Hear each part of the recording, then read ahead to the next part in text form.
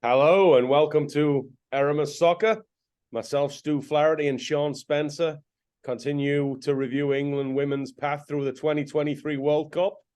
And wow, Shaun, we sat here a week ago. We talked about an England team that was struggling to score goals, a number 9 that hadn't scored, a team vulnerable on the counter, a team that had already lost Golden Ball runner-up, Ballon d'Or runner-up Beth Mead to injury since winning the Euros, captain Leah Williamson, number 10 Frank Kirby, number 6 Keira Walsh, and 6-1 win. Wow. Was not expecting that. Phenomenal performance. Phenomenal leadership job by Serena Wiegman to absorb all those injuries, change formation, and put this out there. And while the result is the same, it's not a loss to a win, it's 2 wins. This to me was unbelievable. It was fantastic. I promise not to sing It's Coming Home, but what were your thoughts on the game? Yeah, I honestly think when you have a mixture of a team that are all in sync and they're following like the game plan and they've got a good leader, and then on top of that, they've got individuals both defensively and in attack, such as James. Like it's kind of everything that you need in a team, and it's showing. And it's nice to see, even with the injured players that have been taken out. I just think they've got the depth, and people know what they're doing when they step into that team. Yeah. Which is amazing. So now we're reviewing a one-sided route. But this wasn't the case coming in. You know, this game was the European champions v the Asian champions. This China team had lost on a 90th minute goal to a very good Denmark team who gave England a lot of trouble. Then they'd faced a Haiti team who gave England a lot of trouble, got a red card after 29 minutes and managed to beat Haiti while a player down for an hour. So no joke. You know, this seemed a tough game for England coming in. China had a chance to go through with a win. Denmark had a chance to go through with a win. There was a set of results that could have sent Haiti through. So it didn't turn out that way.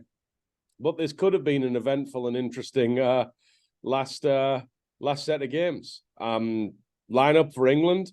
Lauren Hemp came back into the lineup at the expense of Chloe Kelly. And they switched formation here, right? We got a 3-5-2 here. We've got Earps in goal. We've got Bronze and Daly left and right wing back. We've got Lauren James at number 10 in front of Stanway and Ziam. We have a back three of Bright, Carter, Greenwood, and we have Russo and Hemp in a front two, presumably to take some pressure off Russo playing as the lone forward. Worked absolutely magnificently. Obviously, we had the debate. Rachel Daly's a Golden Boot winning striker. Should she be playing left back? Well, we've split the difference between the two here, and we haven't moved it to striker, but we've moved her up to left wing back. With apologies to any Chinese listeners, because I know I am not going to get these names right, but they like Zhu, Cao Zhu, Yao, Wang, Meng Wei, Zhang, Yang, Yao, Wu, Lu, and Wang is the Chinese lineup, according to flashscore.com. They lined up in a very old school English 4-4-2, and tactically, everything theoretically that could go wrong in a 4-4-2 did, right? It looked like England had the extra player in midfield. It looked like both the Chinese centre backs were constantly occupied with the forward, and every next runner would be up. And what would be really disappointing for China is theoretically in a 4-4-2, your left back and your left winger should deal with it with a wing back pretty well. Absolutely not. Daly and Bronze ran pretty rampant throughout this game. What were your thoughts on the shape and the tactical front footprint of the game? Yeah, I honestly think looking at all the games that I've watched, and I mentioned last time, I've watched, I would say 80% now of the games. And there has been a lot of teams that just seem to tactically just get it horribly wrong, and then they're not able to change or pivot within the game. That's not the case with England, but it was with China. I just think, again, the setup, every time you just mentioned the fullback should be able to deal with the wing. The fullback should be able to deal with the wing back. But the issue was you had one of the strikers, you had the wing back, and then you had James, who would just be overloaded on either side. So they were constantly outnumbered defensively out wide. And then, then England have got the strength in the middle again. Again, tactically, how Serena's setting up is a nightmare to deal with because, again, we mentioned it last time, there's like 6 or 7 players in that front line when England have possession of the ball and are attacking. And that's difficult, very difficult to stop. And then they're also, and again, we mentioned this, the defensive setup for the counter-attack is also very good because the players, like the Chinese, are not getting good possession of the ball to be able to play counter-attacking balls to cause in this game, the back three, any issues. So, again, I think she's just nailed it, in all honesty.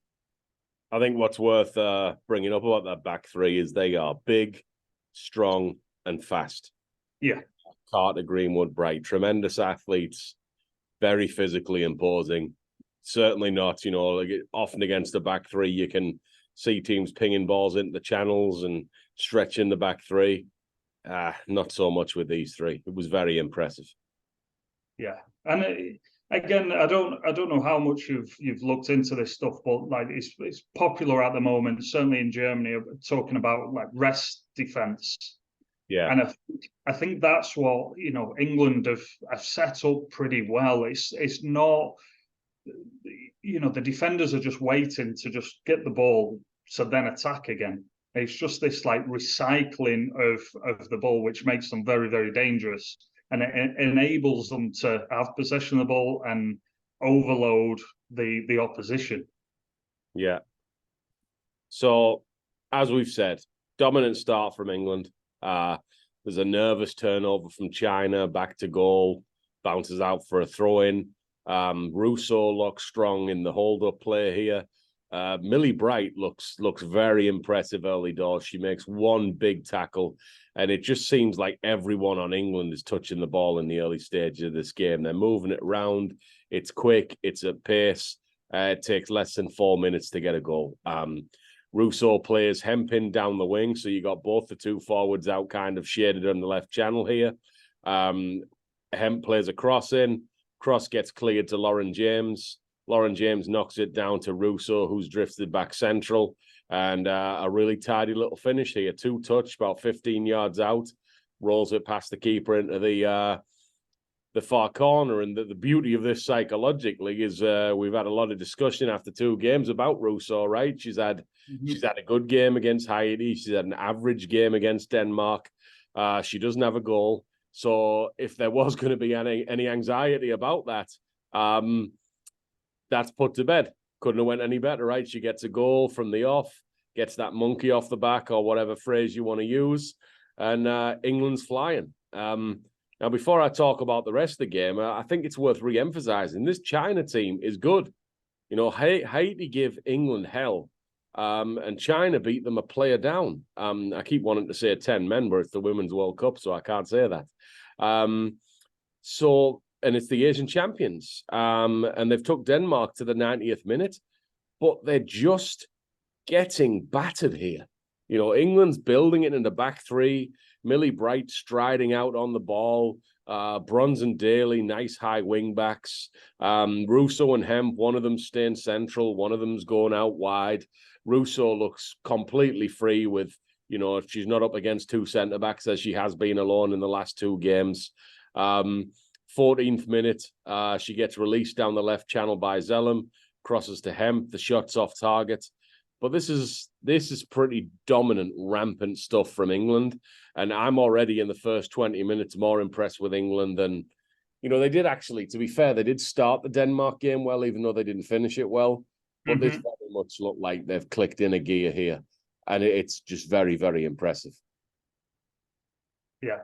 And again, I think China have played into it. Just the way they were set up is, I've got the game on again here. It's easy, 4-4-2. Is it just as good the second time? Yeah. And again, so it's 4-4-2, which we just spoke about, but it's not. It's a dated 4-4-2, not the sort of the 4-4-2s that we're starting to see now creeping. It's 4-4-2. It's very flat. There's big, massive holes in between the lines, and the way England are set up and the way they want to play, they've just sort of played into England's hands a little bit for me. And then the front two. John, were they caught off guard? Because England's come out in 4-3-3 twice. Is it possible they've scouted England in a 4-3-3 and England have rolled out this 3-5-2 and they're just completely on the fly here? Possible, right? Maybe. But even if you're playing against a 4-3-3, a 4-4-2 is a dangerous lineup to go up against a 4-3-3. Yeah. So I don't know. I don't know what they were thinking. And even getting out, a counter-attack, they're so deep that they're never going to be able to get out of their own half. And that was the problem. The game's like 30 minutes gone before they get any sort of grasp on the game. Again, I've just got it here, and they've got 11 players in the defensive third. You're in trouble. You're in trouble then. Yeah. 19th minute, we get a free kick for England. The China number 2, Lee, pretty heavy foul on Daly. I think she's lucky to avoid a card. England try kind of an intricate set play here, I believe, unnecessarily. Oh, yeah. You got the chance to get the ball in. There's all kinds of passing and movement. Seemed a little weird, a little bit ineffective, but I'm sure it looked great in somebody's head in the design. 21st minute, the TV stats on the screen shows just how dominant England are, because they do the new possession statistics that we saw debut in the World Cup, where we got 10% of the ball in contest, 78% of the ball for England, meaning China have only 12% of the ball in the opening 21 minutes. This is impressive stuff. So, Shaun, question: you said it was a dated 4-4-2. If you're on that Chinese bench, what are you doing here? Are you switching to mirror England? Are you making a sub in the first half? This is very, very clear one-way traffic. Let me give you the keys to the car for a second. You're coaching China. How do you modernize this 4-4-2, or what changes do you make, or do you just try and ride out the storm here? No, again, you're in trouble because you're outnumbered. But I think the biggest thing, and the thing that you have to do in the modern game, is if you're closing down the ball, you have to do it in an effective manner. So one player can't go and close down the ball on their own, because if they do, it's just going to be like checkers, and it's just going to get passed around. And that's essentially what was happening. So you have to, again, even if you want to do it in a 4-4-2, you can't expect to have a 4-4-2, the width and the length of the field. It has to be condensed somewhere, whether it's through the central, whether it's the left, whether it's the right, or you go in the other way back to front, which I think maybe that's what they were trying. But again, I just saw a pass then. I just looked over for a second. The gap between the back line and the midfield is too big, and there's an England player in between there. So you have to decide which one it's going to be. So if it's going to be, right, we're going to defend deep and have a defensive block, that's absolutely fine. We saw Jamaica do it brilliantly the other day. Jamaica have done well, right? Yeah, and that's what you do. You have your back line, and then you bring that midfield line a little bit tighter. So if anything does get played between the lines, there's immediate pressure, and then you win the ball back, and then you can counter attack quickly.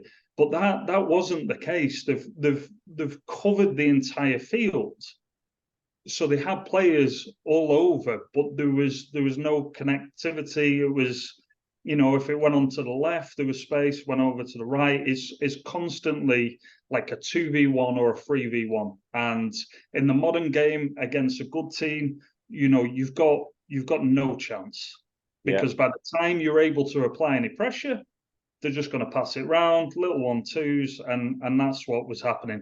So again, if I've got the keys to the car, I'm deciding on one of them, whether I'm going to protect the middle and let them have the wings, and anything that comes in, we're comfortable, or I'm dropping and I'm having a block so that they can't play between the lines. But you can't allow them to have the wings, the middle, the attacking third, middle third. So it's the central areas that get them in trouble. 26 minutes, 2-0 England. I thought very, very impressive Millie Bright in this game. I don't think she played badly in the first two games. I thought she was fine, maybe gave a couple of balls away against Haiti. I think she looks dominant here. She steps up and wins. She finds Lauren James, who's looking like LeBron James right about now. She plays in Lauren Hemp. Calm finish, 2-0. England's flying. And I think I always like to see things in games that you want to show young forwards. And if you've got any young female forwards here, watch and teach them the first touch from Hemp here, because it's absolutely everything. Even at the World Cup level, I believe most forwards receive this ball and they're not able to do the job Hemp does of getting that ball out in front.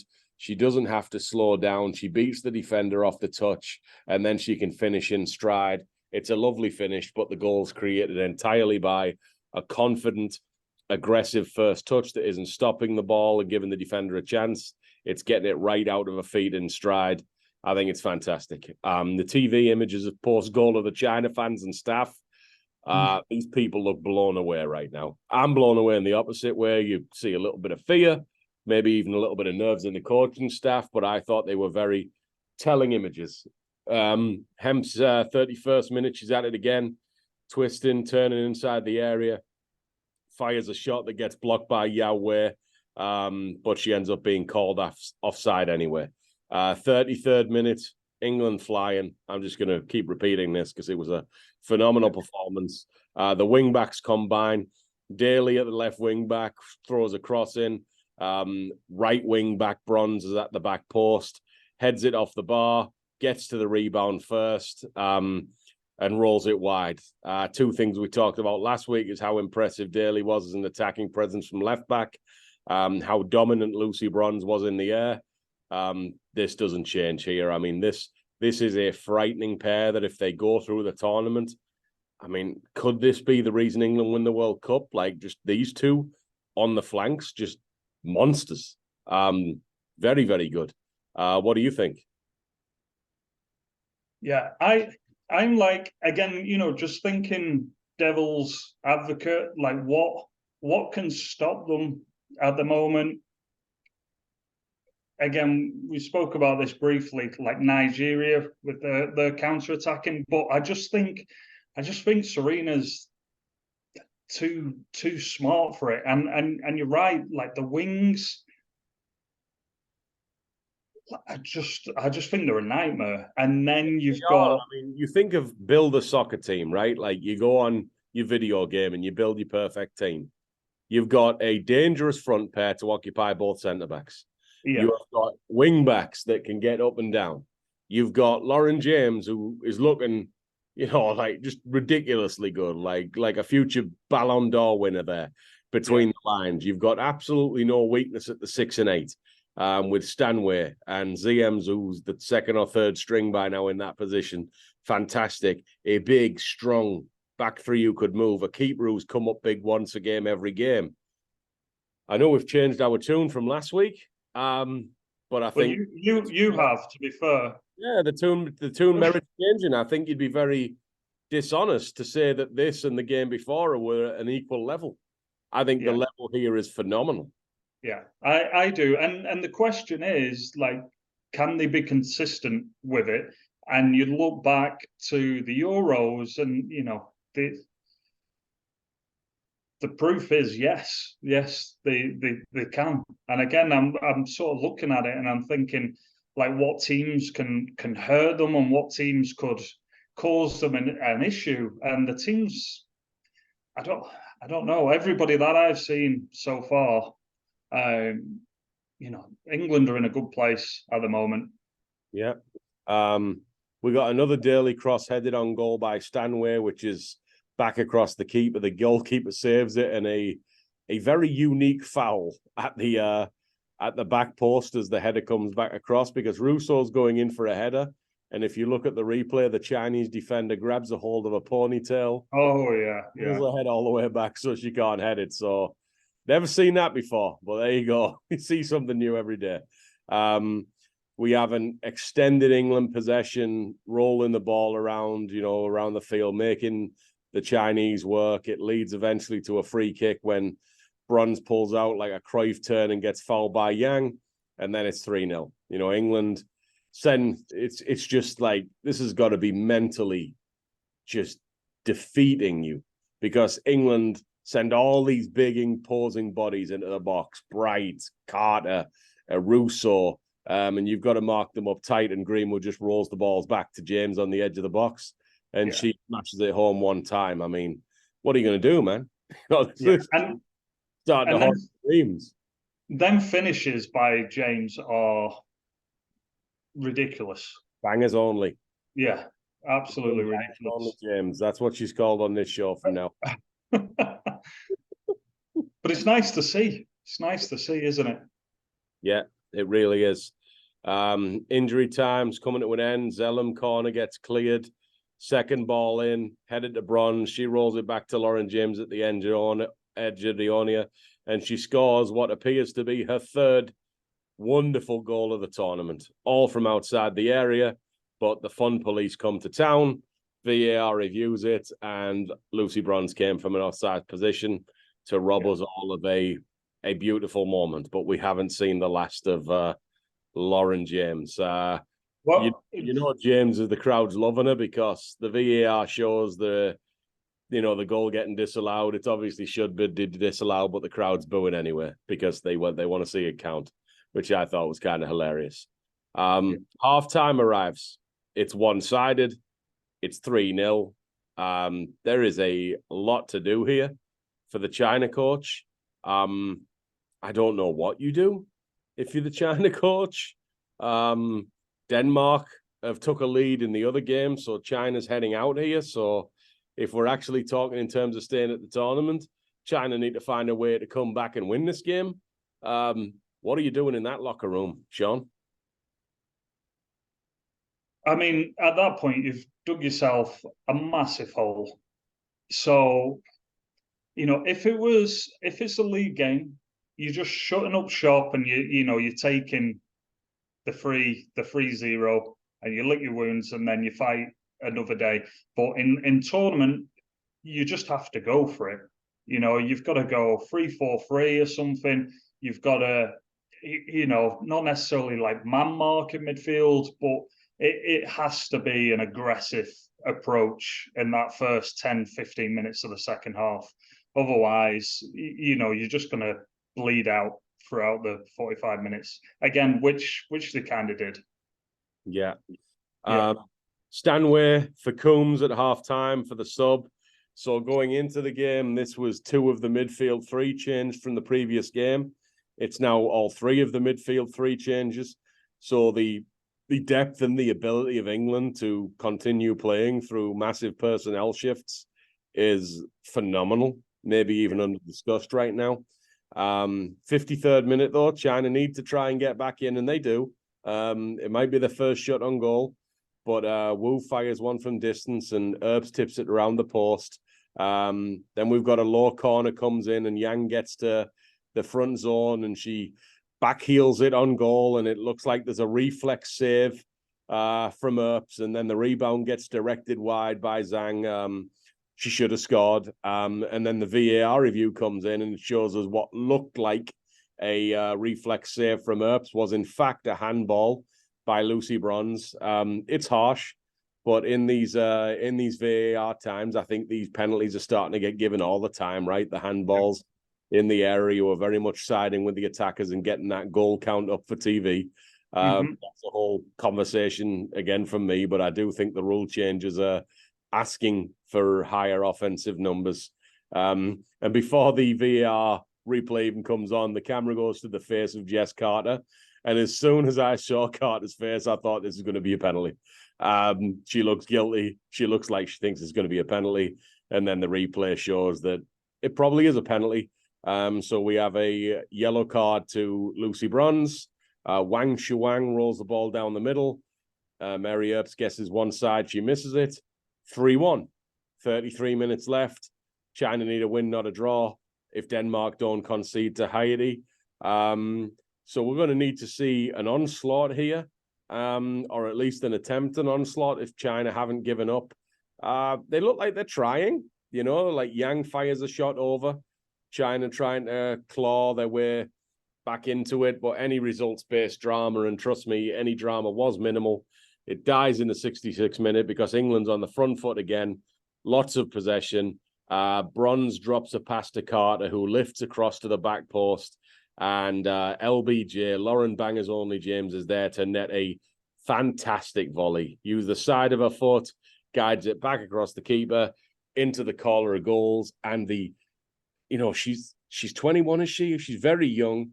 The volume and the style and the quality of goals that this woman is scoring is mind-boggling to me. Really fun to watch.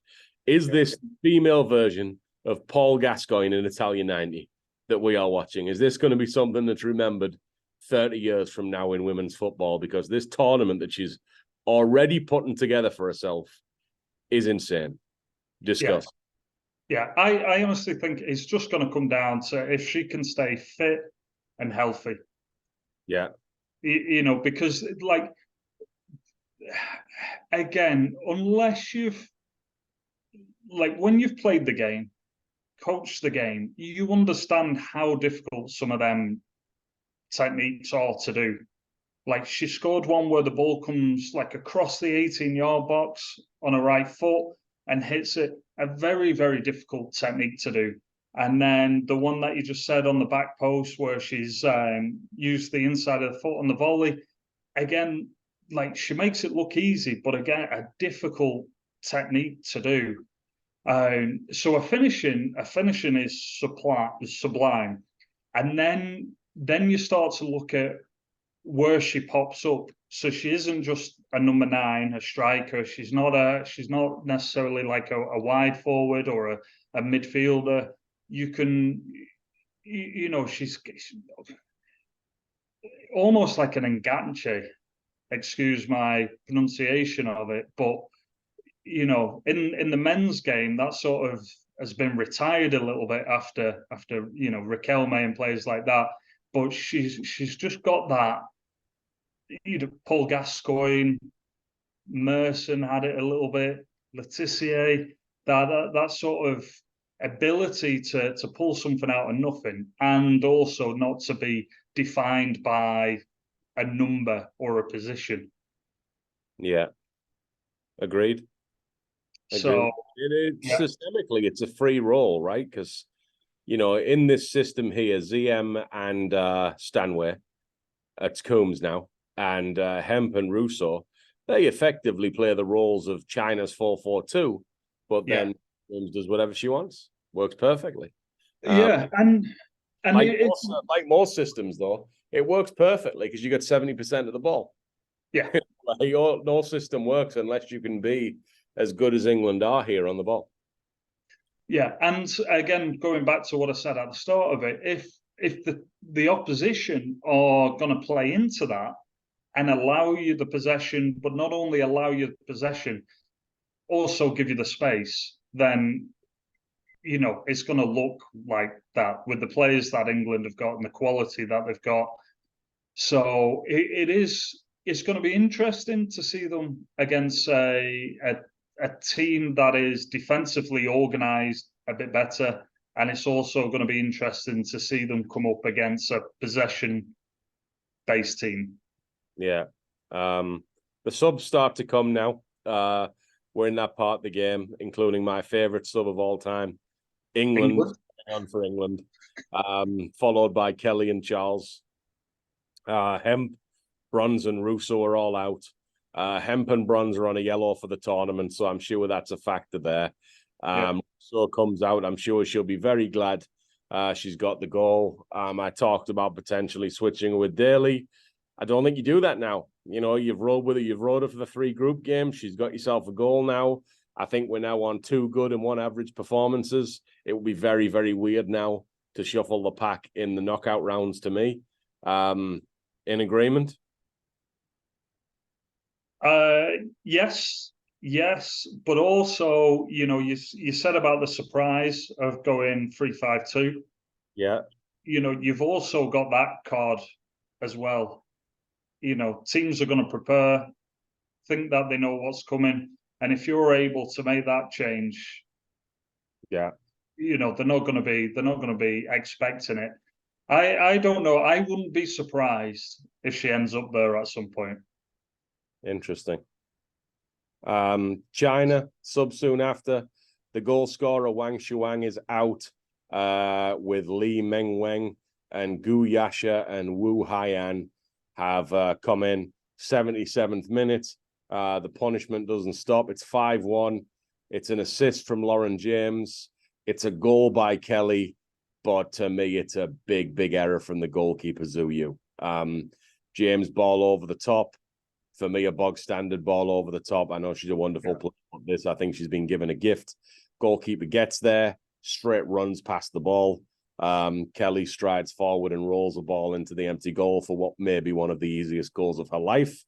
But statistically, LeBron James now is on 2 goals, 3 assists.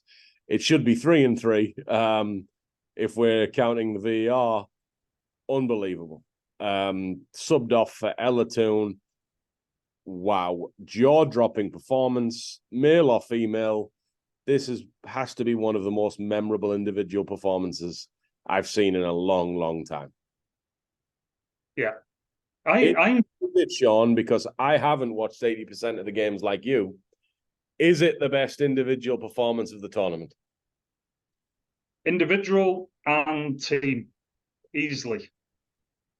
And again, I'm trying to not, you know, I haven't really enjoyed an England side, men or women, since the 90s.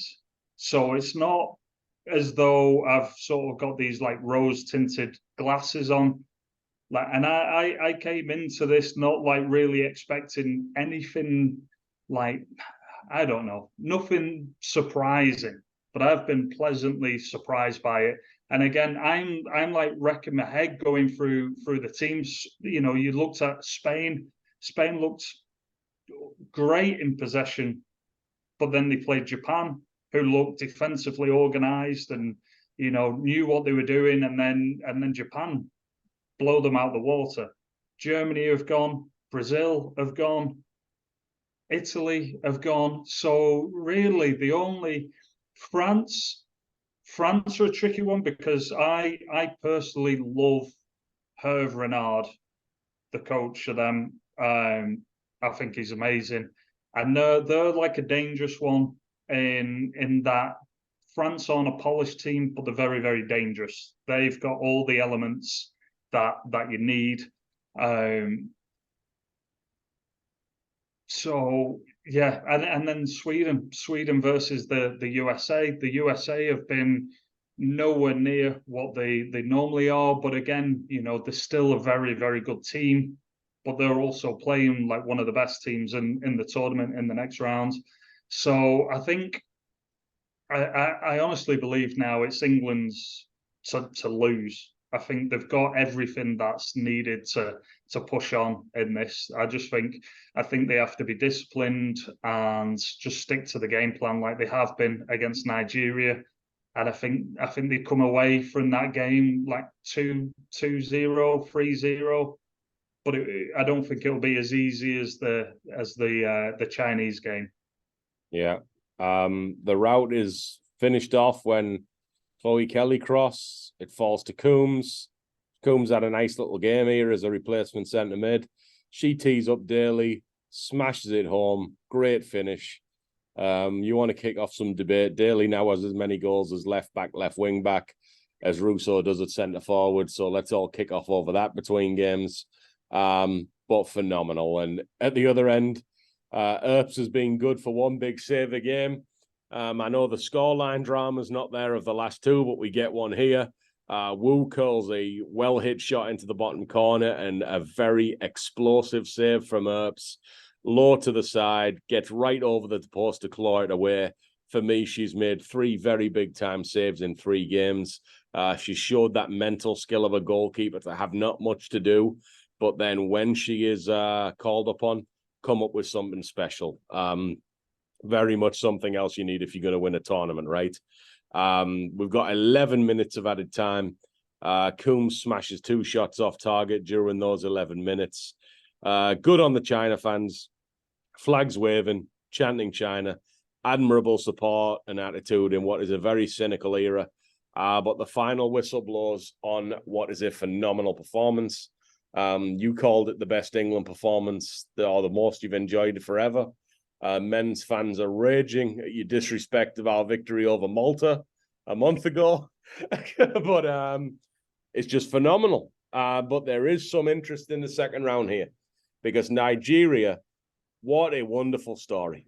You know, Randy Waldrum, the University of Pittsburgh women's head coach, is coaching Nigeria simultaneously. They have took his 12-day pre-tournament camp away from him, turned it into a 2 or 3 day camp. They've forced a goalkeeper on him that he didn't want in the squad.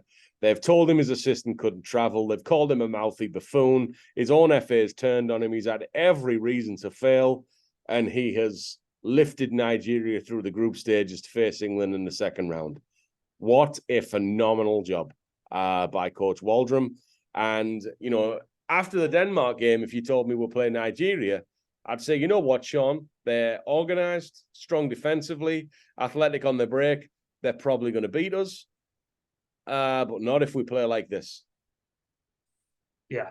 I just think, England's, the best way I can explain it is England's, the way they play is a sophisticated way. It's a level, it's a higher level of playing. And again, I give the example last time we spoke about Man City. You know, there's sort of levels within what they're doing that is very different than, say, you know, another team, just a possession-based team. The players know what they're doing. They understand the rotations. They understand a plethora, for want of a better word, of everything that's going on. And I see that with England. And I honestly believe that's why it doesn't really matter too much where the players play or who comes in or who gets injured, because another player comes in and they understand exactly what's required of them. Where, you know, some of these other teams are really good teams with what they've got and the strengths, what's on the field, but there's not much moving within that. You know, like an example of that would be, you know, Jamaica with Shaw. They've got a big, powerful striker, and then defensively they're organised and the goalkeeper's good. But if you take a couple of them players out, then the team's a lot weaker, and it changes the dynamic of the team.